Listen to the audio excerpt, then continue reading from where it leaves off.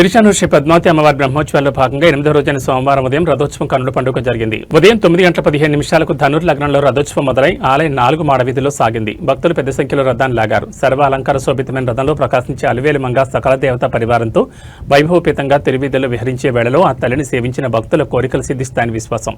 రథోత్సవం ఉత్సవం మాత్రమే కాదు, భక్తుల హృదయక్షేత్రాల్లో తాత్విక బీజాలు విత్తే ఒక యజ్ఞం. సింగారించిన పాల కడలి గారాల పట్టిని దర్శించిన వారికి జన్మ దుఃఖాలు నశించి మోక్షం లభిస్తుంది. రథోత్సవం అనంతరం మధ్యాహ్నం 12 గంటల నుండి అమ్మవారికి రథమండపంలో శాస్త్రోక్తంగా స్వప్న తిరుమలను నిర్వహించారు. ఇందులో పసుపు, చందనం, పాలు, పెరుగు, తేనె, పన్నీరు, వివిధ రకాల ఫలాలతో అభిషేకం చేస్తారు. అనంతరం అమ్మవారికి విశేషంగా అలంకారం చేస్తారు. రాత్రి 7 గంటల నుండి 9 గంటల వరకు అశ్వవాహనంపై అమ్మవారి దర్శనం ఇవ్వనున్నారు.